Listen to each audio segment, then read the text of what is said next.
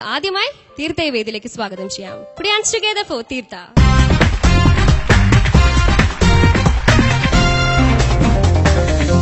തീർത്ഥ ചേച്ചി റെഡിയല്ലേ? റെഡിയാണ്. ഫൈസിന്റെ അടുത്ത് കോമ്പറ്റ് ചെയ്യാൻ തീർത്ഥ റെഡിയായി വന്നിരിക്കുകയാണ്.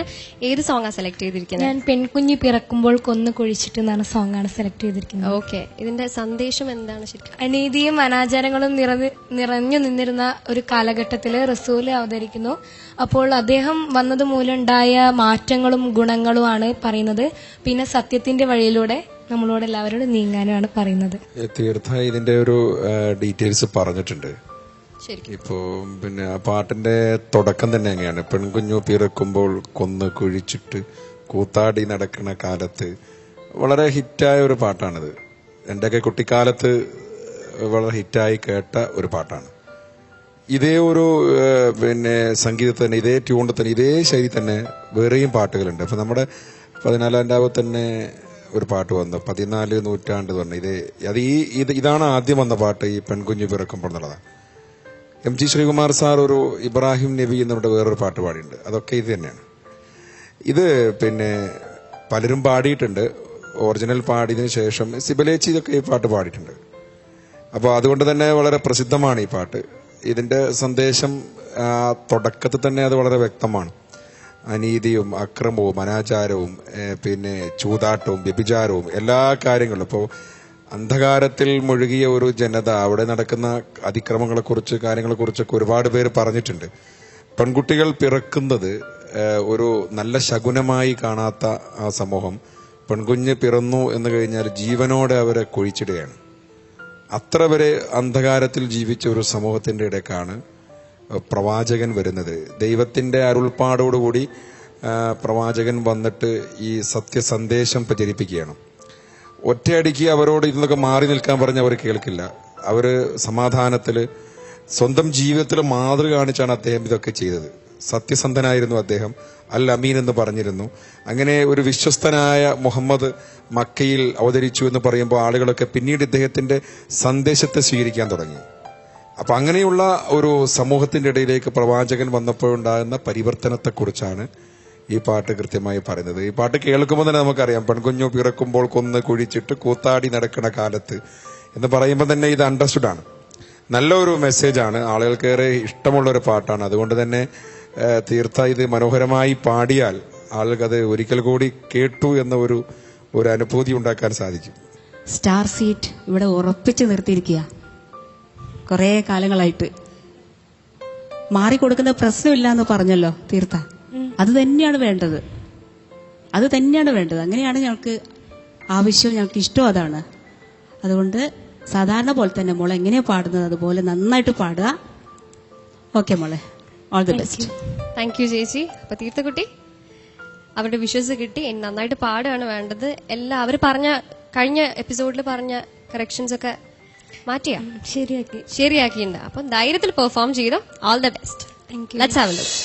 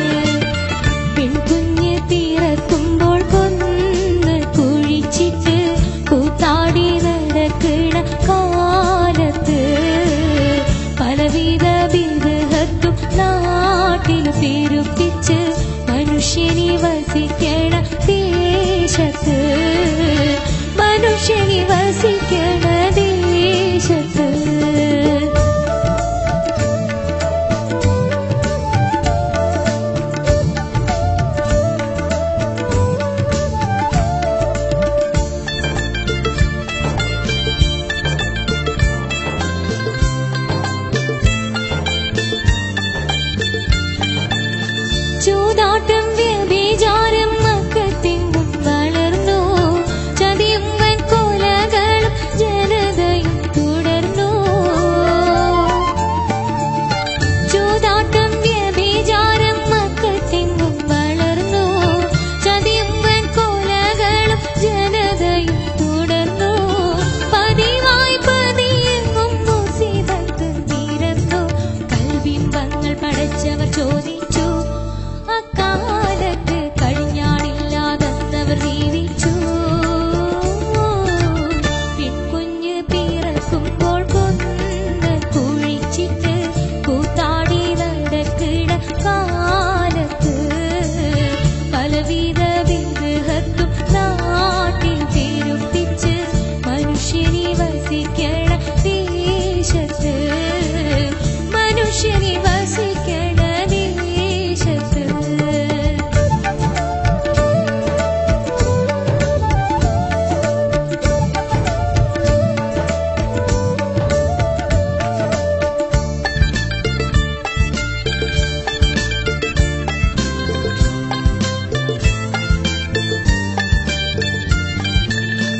അക്കാലത്തിലാഹിന്റെ വിധി വന്ന് പുലർന്നു.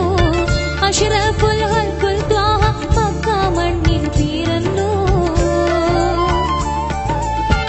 അക്കാലത്തിലാഹിന്റെ വിധി വന്ന് പുലർന്നു. അഷ്റഫുൽ ഖൽഖുൽ ത്വാഹ മക്ക മണ്ണിൽ പിറന്നു. അനീതിക്കെതിരായി പടപൊരുതിടുന്നു. മാറ്റത്തിൻ മധുമന്ത്രം ചൊല്ലുന്നു. മഹീലെങ്ങും മാനവമോചന ഗാഥകൾ പാടുന്നു. പെൺകുഞ്ഞ് പിറക്കുമ്പോൾ കൊന്ന് കുഴിച്ചിട്ട് കൂത്താടി നടക്കിട കാലത്ത് പലവിധ വിഗ്രഹത്തും നാട്ടിൽ പെരുപ്പിച്ച് മനുഷ്യനെ വസിക്കണ ദേശത്ത്. മനുഷ്യനെ വസിക്കണ ദേശത്ത്.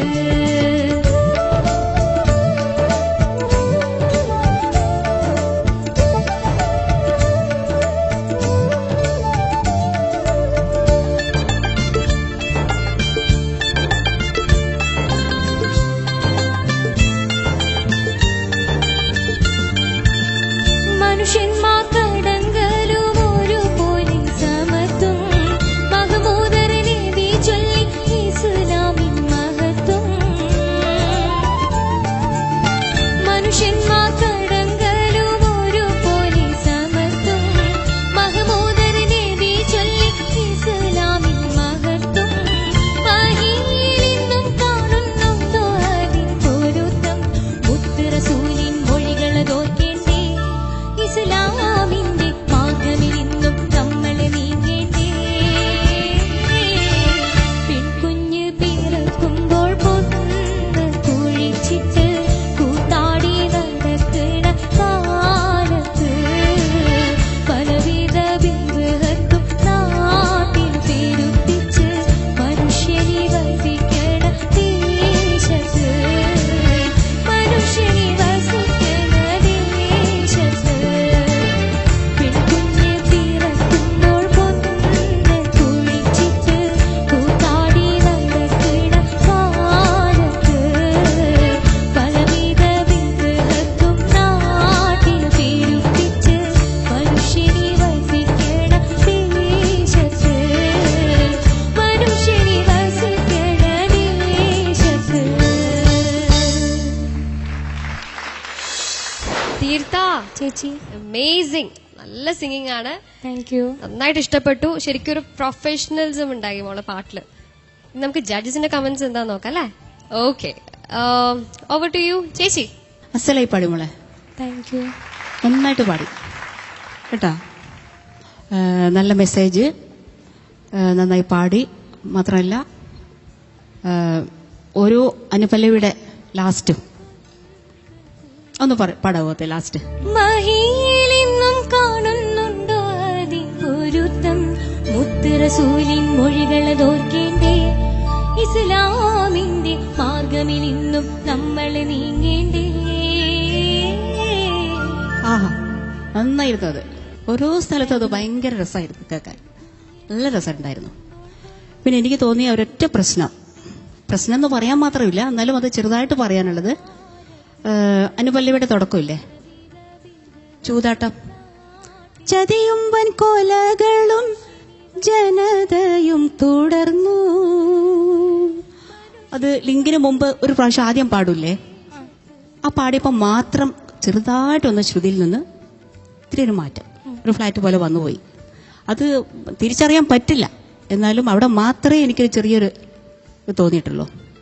മറ്റെല്ലാം വളരെ ക്ലീൻ ആയിട്ട് പാടി. ഓക്കെ മോളെ. താങ്ക് യു ചേച്ചി. ഷാൻ സർ. തീർത്ത എന്താ പറയുക, പുതുതായിട്ടൊന്നുമില്ല, എക്സലന്റ് സിംഗിങ്. അത് പിന്നെ ഞാൻ ശരിക്കും എന്താ പറയാ, ഫസ്റ്റ് മോളോട് ചോദിച്ചില്ലേ കോൺഫിഡന്റ് ആണോ ടെൻഷൻ ഉണ്ടോ എന്നൊക്കെ. അതൊന്നും ശരിക്കും പറഞ്ഞാല് തീർത്ഥയ്ക്ക് അങ്ങനെയുള്ള സംഭവങ്ങളൊന്നും ഇല്ല. ടെൻഷൻ എന്താന്ന് ഇവൾക്കറിയില്ല, പേടി എന്താ. കുട്ടി എവിടുന്ന വരുന്നേ? കോഴിക്കോട്. അപ്പൊ കുഴപ്പമില്ല. അപ്പം സിബിലേച്ച് പറഞ്ഞ രണ്ട് കാര്യങ്ങൾ, ഒന്ന് ആ ഡൈനാമിക്സ് ഫസ്റ്റ് പറഞ്ഞതും, പിന്നെ ഈ പറഞ്ഞ ചെറിയ ഒരു പിച്ചിങ് ഇഷ്യൂ. പിന്നെ എന്താണെന്നറിയോ, എനിക്ക് തോന്നിയത് തീർത്ഥയെ സംബന്ധിച്ചിടത്തോളം ഇത് വലിയൊരു പാട്ടല്ല. എനിക്ക് അങ്ങനെ ഒന്ന് ഫീൽ ചെയ്തു. കാരണം തീർത്ഥം ശരിക്കും പാടാൻ വരുമ്പോഴും നമ്മളൊക്കെ ഒരു വലിയൊരു എക്സ്പെക്ടേഷനിലാണ് ഇരിക്കുന്നത്. ഇത് കലക്കും എന്നുള്ള. പ്രത്യേകിച്ച് ഞങ്ങൾ എല്ലാവരും നോക്കിയിരുന്ന ഒരു കോമ്പറ്റീഷനാണ് തീർത്ഥ വേഴ്സസ് ഫൈസ് എന്ന് പറഞ്ഞൊരു കോമ്പറ്റീഷൻ. അപ്പോൾ എനിക്ക് തോന്നുന്നു തീർത്ഥ സാധാരണ ഇവിടെ വരച്ചിട്ട് പോകുന്ന ഒരു വരയുണ്ടല്ലോ, ഒരു ലെവല്, അവിടം വരെ എത്തിയോ എന്നുള്ളതാണ് ഇനി നമുക്കറിയാനുള്ളത്. മനസ്സിലായില്ലേ? കാരണം ഇത് മോള് ഭംഗിയായിട്ട് പാടി, എക്സലന്റ് സിംഗിങ് ആയിരുന്നു. പക്ഷെ സാധാരണ രീതിയിൽ മോള് നമ്മളെ സർപ്രൈസ് ചെയ്യും. ഒറിജിനൽ കോമ്പോസിഷന്റെ മുകളിൽ നിൽക്കുന്ന എന്തെങ്കിലും ഒരു ചെറിയൊരു പ്ലാനോ അല്ലെങ്കിൽ എന്തെങ്കിലും ഒരു സംഭവം കൊണ്ട് മോള് നമ്മൾ സർപ്രൈസ് ചെയ്യുന്ന ഒരു സംഭവമുണ്ട്. ഇത്തവണ അത് നടന്നു എന്നുള്ളത് മാത്രമാണ്. അതിപ്പോ ഫൈസും കൂടി ഒന്ന് പാടട്ടെ. Okay, thank you sir. ഇവിടെ ഷാൻ പറഞ്ഞതുപോലെ തന്നെ എനിക്ക് പറയാനുള്ളത്, നമ്മളെ ഈ തീർത്ഥയും ഫായിസുമാണ് മത്സരിക്കുന്നത് എന്ന് പറയുമ്പോൾ ഉണ്ടാകുന്ന നമ്മുടെ ഒരു പ്രതീക്ഷ. ഇപ്പൊ മോഹൻ ബഗാനും മുഹമ്മദ് അൻസും മത്സരിക്കുമ്പോഴൊക്കെയാണ് പണ്ട് ഫുട്ബോളില്. അപ്പൊ ആ ഒരു പ്രതീക്ഷയിലാണ് ആളുകൾ കാത്തിരിക്കുക. ഇവിടെ പാട്ടിന്റെ സെലക്ഷനൊക്കെ ഓക്കെ, പക്ഷെ എനിക്ക് തോന്നുന്നു ഒരു നോട്ട് കയറ്റി പാടാമായിരുന്നു. അത് ശ്രമിച്ചിട്ട് നടക്കാത്തത് കൊണ്ട് ചെയ്താണോ? ആണോ? നോക്കിയിരുന്നു. അതല്ല, എനിക്ക് തോന്നി ഈ പാട്ടിന് അങ്ങനെ ഒരു മെസ്സേജ് ആയതുകൊണ്ടാണ് ഞാൻ പറഞ്ഞത് കുറച്ച് ഒരു നോട്ട് കയറ്റി പാടി നന്നാവും. പിന്നെ മോള് ഈ പലവിധ അത് പറഞ്ഞാൽ മതി. പലവിധ അടുത്ത വാക്ക് പലവിധ ബിദ്ഹത്ത്. അവിടെ ഒരു സാങ്കേതിക വിഷയമുണ്ട്. ബിദ്ഹത്തല്ല, ബിദ്ഹത്താണ്. അത് അവിടെ ഇങ്ങനെ അത് അർത്ഥം മാറുന്നൊരു വിഷയമുണ്ട്. ഇപ്പോ ഇല്ലാത്ത ഒരു ആചാരം കൊണ്ടുവരുന്നതിനാണ് ബിദ്അത്ത് എന്ന് പറയുക. അപ്പൊ ബിദ്അത്ത് അത് ഹായ് അല്ല, അത് ബിദ്അത്ത് എന്നാണ്. ഒരു അറബി വേർഡ് വാക്കാണ്, അറബിയിൽ മാത്രമുള്ള ഒരു അക്ഷരമാണ് ആ എന്നാണ്. ആയും അല്ല, അത് നമ്മുടെ പഠിപ്പിക്കാൻ പറ്റില്ല, സമയമല്ല. അതല്ല ഞാൻ പറഞ്ഞത്. അത് ബിദ്ഹ എന്ന് ഉച്ചരിക്കാൻ പാടില്ല.